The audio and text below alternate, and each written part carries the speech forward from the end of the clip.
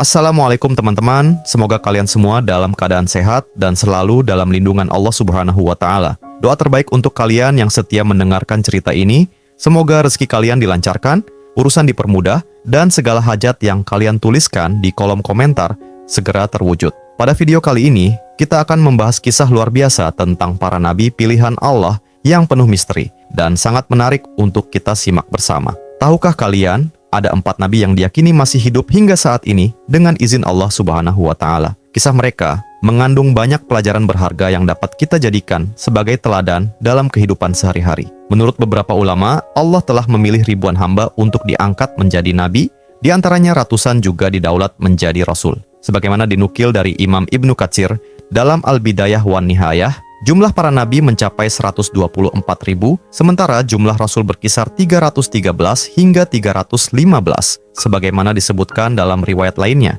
Namun, di antara banyaknya nabi dan rasul, hanya 25 yang wajib kita imani sebagai bagian dari rukun iman. Yang menarik, salah satu dari 4 nabi yang diyakini masih hidup hingga kini, bukanlah bagian dari 25 nama nabi yang wajib kita imani. Lantas, siapa saja mereka? Mengapa mereka masih hidup? Dan di mana mereka berada sekarang? Yuk, kita bahas bersama kisah-kisah penuh hikmah ini. Dan bagi yang belum subscribe, tekan tombol subscribe sekarang juga supaya kalian tidak ketinggalan cerita-cerita unik dan penuh hikmah lainnya. Siap untuk mendengar kisah para nabi yang penuh mukjizat? Mari kita mulai. Nabi Khidir. Nama asli Nabi Khidir menurut beberapa ulama adalah Balya bin Malkan. Ia berasal dari keturunan Sam bin Nuh, sehingga hidup beberapa generasi setelah Nabi Nuh alaihi salam. Nama Khidir diberikan karena beliau dikisahkan sering membuat tanah yang dilewatinya menjadi hijau, sebagaimana dijelaskan dalam hadits Nabi Muhammad Shallallahu alaihi wasallam. Dia disebut Khidir karena ketika dia duduk di atas tanah kering, maka tanah itu menjadi hijau. Hadis riwayat Bukhari. Sebagian ulama juga menyatakan bahwa Nabi Khidir hidup di masa Nabi Musa alaihissalam. Ada yang berpendapat bahwa beliau lahir di lingkungan yang sangat sederhana, jauh dari kehidupan kota. Sejak kecil, Khidir dikenal sebagai seorang yang sangat cerdas, rajin beribadah, dan memiliki keistimewaan berupa pemahaman mendalam tentang agama. Dalam pandangan Islam, Nabi Khidir dikenal sebagai nabi yang diberi ilmu khusus, ilmu laduni, yaitu ilmu yang langsung berasal dari Allah Subhanahu wa Ta'ala. Hal ini disebutkan dalam Al-Quran. Lalu mereka bertemu dengan seorang hamba di antara hamba-hamba kami yang telah kami berikan rahmat dari sisi kami dan telah kami ajarkan kepadanya ilmu dari sisi kami. Quran Surah Al-Kahfi ayat 65. Para ulama berbeda pendapat tentang status Khidir, apakah beliau seorang nabi atau wali. Mayoritas menyatakan bahwa beliau adalah nabi karena hanya nabi yang mendapatkan wahyu dan ilmu langsung dari Allah. Namun, sebagian ulama juga menyebutnya sebagai wali karena perannya lebih kepada memberikan hikmah dan pelajaran melalui perbuatannya. Kisah Nabi Khidir yang paling dikenal adalah pertemuannya dengan Nabi Musa alaihissalam. Kisah ini tercantum dalam Al-Quran, Surah Al-Kahfi, ayat 60 hingga 82, yang menceritakan perjalanan Nabi Musa belajar dari Khidir untuk memahami rahasia di balik takdir Allah SWT. Kisah ini bermula ketika Nabi Musa berdakwah kepada Bani Israel. Salah seorang dari mereka bertanya, "Adakah manusia yang lebih berilmu darimu?" Nabi Musa menjawab, "Tidak." Maka Allah menegur Musa dan memberitahunya bahwa ada seorang hamba Allah yang lebih berilmu dalam hal tertentu, yaitu Nabi Khidir. Nabi Musa pun bertekad untuk mencari Khidir dan belajar darinya, meskipun harus menempuh perjalanan jauh. Nabi Musa bersama pembantunya, Yusha bin Nun, akhirnya bertemu Khidir di pertemuan dua laut, Majma'ul Bahrain. Di tempat ini, Nabi Musa meminta izin untuk mengikuti Khidir. Namun, Khidir mengingatkan bahwa Musa tidak akan sabar mengikuti perjalanannya karena perbuatan Khidir seringkali tidak dapat dipahami secara langsung. Nabi Musa bersikeras dan berjanji untuk bersabar. Dalam perjalanan mereka, terjadi 3 peristiwa besar yang penuh hikmah. 1. Merusak perahu. Khidir dan Nabi Musa menaiki sebuah perahu milik rakyat miskin. Tanpa alasan yang jelas, Khidir melubangi perahu tersebut. Nabi Musa langsung memprotes karena merasa hal ini adalah tindakan zalim. Namun, Khidir mengingatkan Musa untuk bersabar. Belakangan, Khidir menjelaskan bahwa ia merusak perahu itu untuk menyelamatkan pemiliknya dari seorang raja zalim yang sedang mencari perahu bagus untuk dirampas. 2. Membunuh seorang anak. Di perjalanan berikutnya, Khidir membunuh seorang anak laki-laki. Nabi Musa kembali memprotes karena tindakan ini tampak seperti pembunuhan yang tidak beralasan. Khidir kemudian menjelaskan bahwa anak itu, jika dibiarkan hidup, akan tumbuh menjadi orang yang zalim dan menyebabkan penderitaan bagi orang tuanya yang saleh. Allah memerintahkan Khidir untuk menggantinya dengan anak yang lebih baik. 3. Memperbaiki tembok yang hampir roboh. Di sebuah desa, Khidir memperbaiki tembok yang hampir roboh tanpa meminta imbalan. Nabi Musa merasa heran mengapa Khidir tidak meminta bayaran untuk pekerjaannya. Khidir menjelaskan bahwa tembok tersebut milik 2 anak yatim yang memiliki harta terpendam di bawahnya. Jika tembok itu roboh, harta tersebut akan diambil oleh penduduk desa yang tamak.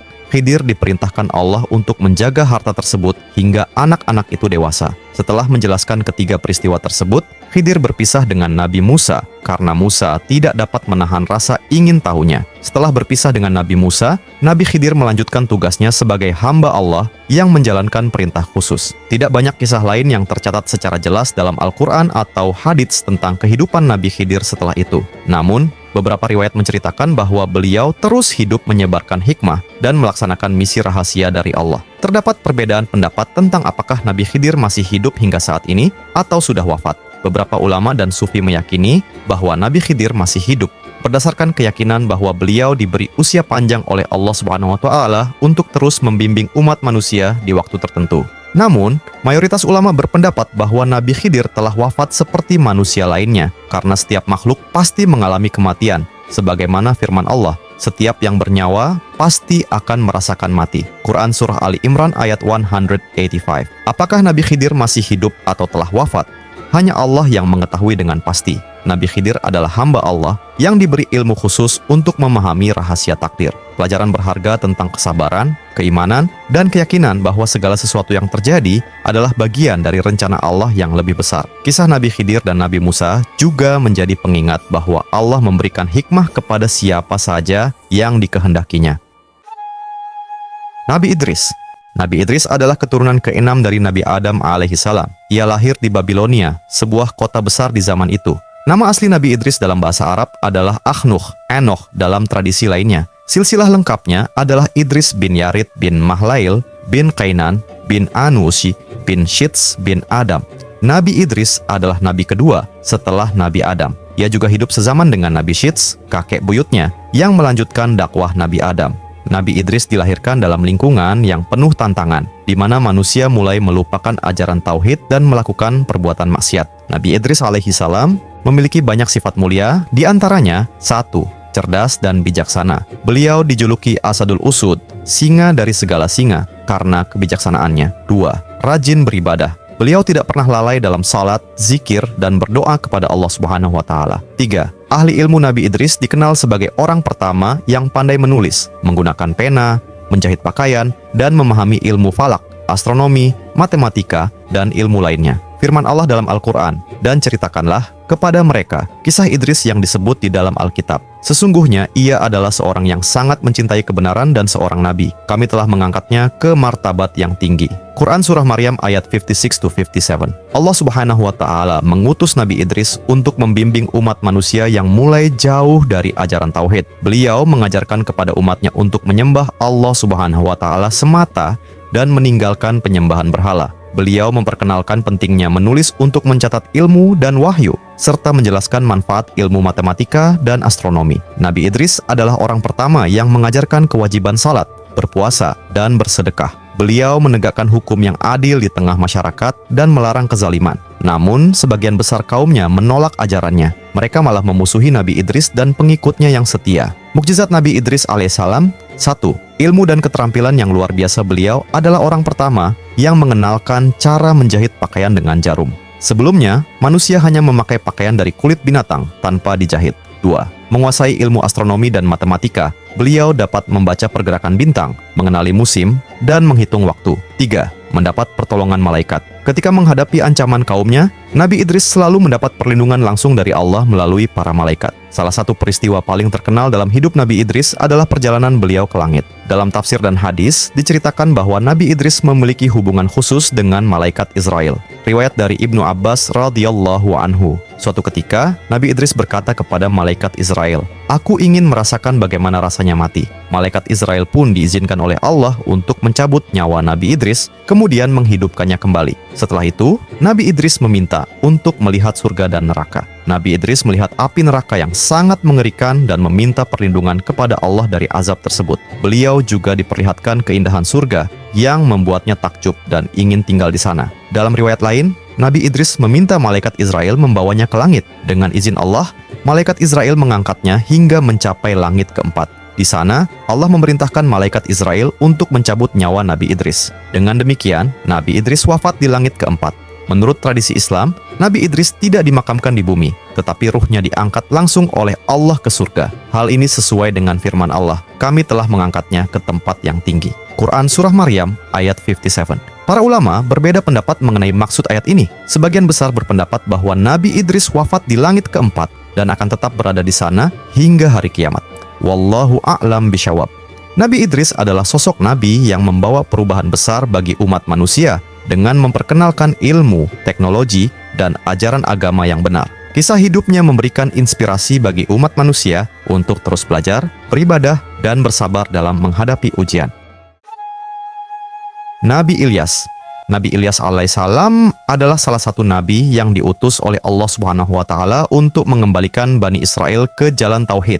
Ia merupakan keturunan Nabi Harun alaihissalam, saudara Nabi Musa alaihissalam, sehingga termasuk dalam keluarga kenabian yang mulia. Nama lengkapnya adalah Ilyas bin Yasin bin Finhash bin Al-Aizar bin Harun. Nabi Ilyas diutus kepada Bani Israel yang tinggal di wilayah Baalbak, daerah Syam, sekarang Lebanon. Pada masa itu, Bani Israel telah menyimpang jauh dari ajaran tauhid. Mereka meninggalkan penyembahan kepada Allah dan beralih menyembah berhala yang mereka sebut Baal. Berhala Baal menjadi dewa utama bagi penduduk Baalbak. Mereka menganggap Baal sebagai pemberi kehidupan, kesuburan, dan keberkahan. Tradisi ini diwarisi dari bangsa-bangsa penyembah berhala sebelumnya. Ketika Allah mengutus Nabi Ilyas, Bani Israel sudah tenggelam dalam penyembahan berhala dan berbagai tindakan maksiat, seperti kezaliman, kecurangan, serta meninggalkan hukum Allah. Nabi Ilyas ditugaskan untuk memperbaiki akhlak dan membawa mereka kembali ke jalan tauhid. Nabi Ilyas menyeru kaumnya untuk meninggalkan penyembahan terhadap Baal dan hanya menyembah Allah Subhanahu wa taala. Seruannya sebagaimana disebutkan dalam Al-Quran. Dan sesungguhnya, Ilyas benar-benar termasuk salah seorang rasul. Ingatlah, ketika ia berkata kepada kaumnya, "Mengapa kamu tidak bertakwa? Patutkah kamu menyembah Baal dan kamu tinggalkan penyembahan kepada Allah, sebaik-baik pencipta?" Quran Surah Asy-Syaffat ayat 123-125. Namun, seruan Nabi Ilyas ditolak oleh mayoritas kaumnya. Sebagian kecil orang beriman kepadanya, tetapi sebagian besar tetap keras kepala, mencemooh dakwahnya, dan bahkan berencana untuk mencelakainya. Karena pembangkangan mereka,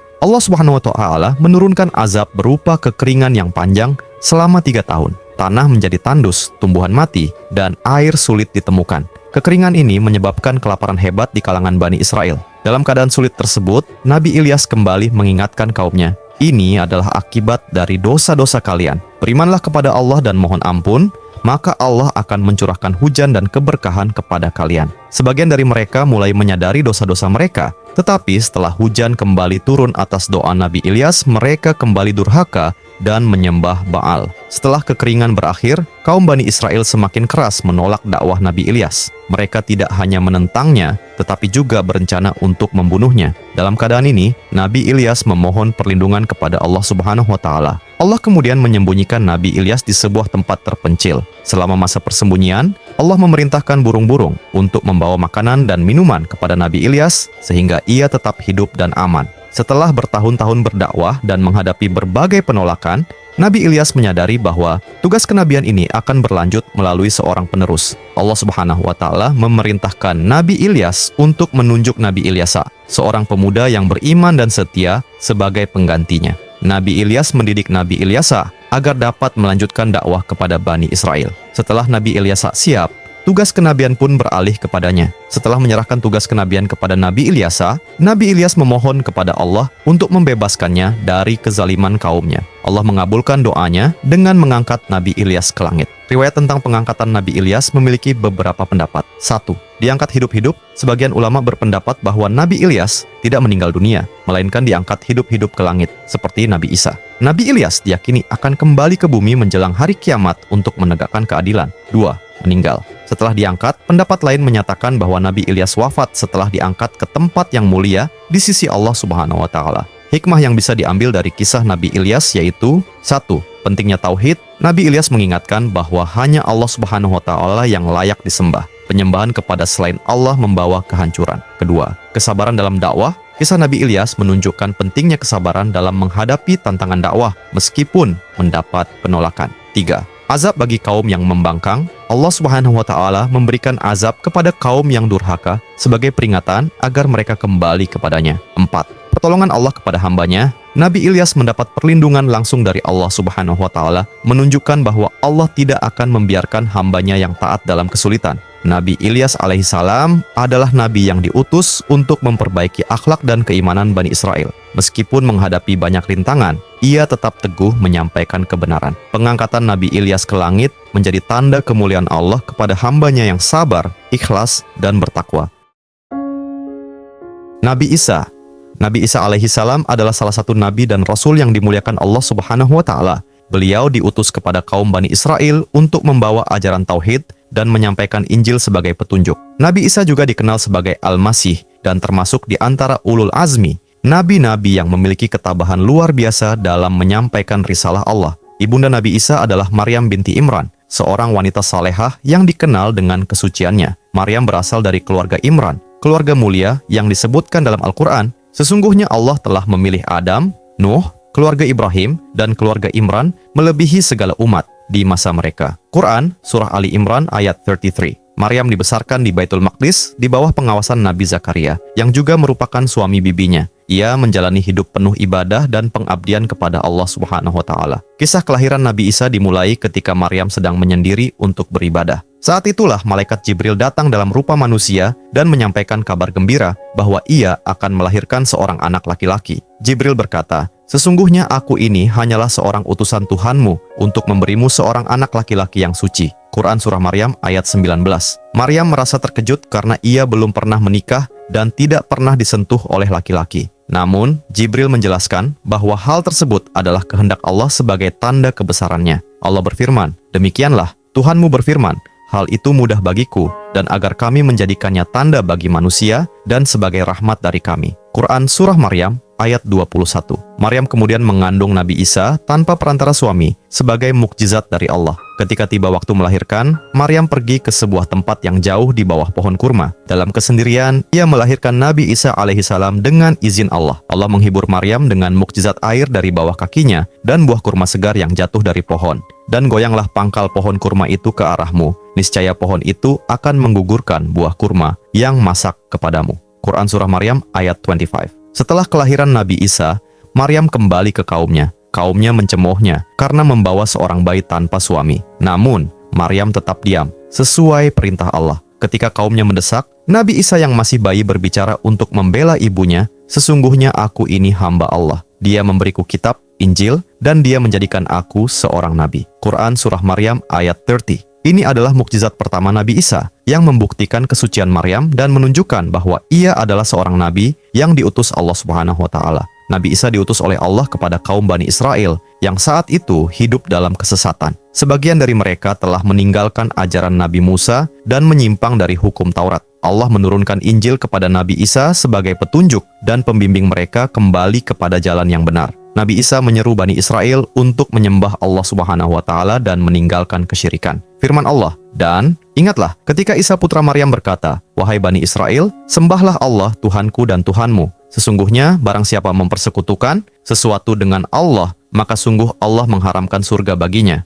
Quran Surah Al-Maidah ayat 72. Nabi Isa juga memperbaiki hukum Taurat yang telah disalahartikan oleh kaum Bani Israel. Ia menegaskan kembali ajaran tauhid dan menghapus tradisi yang bertentangan dengan syariat Allah. Allah memberikan Nabi Isa banyak mukjizat sebagai tanda kenabiannya, antara lain 1. Berbicara saat masih bayi. 2. Menyembuhkan orang buta dan penderita kusta. 3. Menghidupkan orang mati dengan izin Allah. Keempat, meniupkan roh ke burung dari tanah liat sehingga menjadi hidup. 5. Menurunkan hidangan dari langit sebagai makanan bagi para pengikutnya. Mukjizat-mukjizat ini membuktikan kebenaran risalah Nabi Isa dan kebesaran Allah Subhanahu wa Ta'ala. Namun, meski mukjizatnya luar biasa, sebagian besar kaum Bani Israel tetap menolak ajarannya. Nabi Isa memiliki beberapa murid setia, Hawariyun, yang membantunya dalam menyebarkan dakwah. Namun, salah satu muridnya, Yudas Iskariot, tergoda oleh iming-iming harta dan bekerja sama dengan para pemimpin Bani Israel yang ingin menangkap Nabi Isa. Para pemimpin agama Bani Israel telah memfitnah Nabi Isa,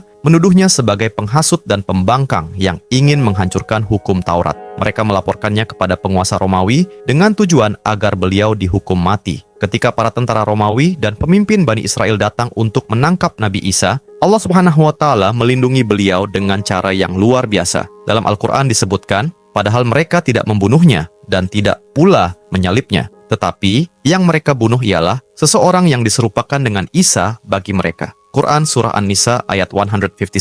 Menurut beberapa tafsir, Allah Subhanahu wa Ta'ala mengangkat Nabi Isa ke langit secara hidup-hidup. Dan Yudas Iskariot, pengkhianat di antara murid Nabi Isa, dijadikan serupa dengan Nabi Isa. Ketika tentara Romawi menangkap Yudas, mereka mengira dia adalah Nabi Isa karena wajahnya telah diserupakan. Yudas pun dibawa ke pengadilan, dihina, dan akhirnya disalib di depan umum. Yudas berusaha menyangkal, tetapi orang-orang tetap percaya bahwa dia adalah Nabi Isa. Sementara itu, Nabi Isa telah diangkat oleh Allah ke langit, selamat dari rencana jahat kaumnya. Allah Subhanahu wa Ta'ala mengangkat Nabi Isa ke langit sebagai bentuk perlindungan dari kezaliman Bani Israel. Nabi Isa tidak wafat, melainkan diselamatkan oleh Allah untuk kembali ke bumi di akhir zaman. Dalam Al-Quran disebutkan, ingatlah ketika Allah berfirman, "Wahai Isa, sesungguhnya aku akan menyampaikan kamu kepada akhir ajalmu dan mengangkat kamu kepadaku." Quran Surah Ali Imran ayat 55. Nabi Isa akan kembali ke bumi menjelang hari kiamat untuk 1. Membunuh Dajjal, fitnah terbesar di akhir zaman. 2. Menghapus salib dan meluruskan ajaran yang menyimpang. 3. Menegakkan syariat Islam dan memimpin umat manusia menuju keadilan. 4. Menyatukan umat beriman di bawah panji tauhid.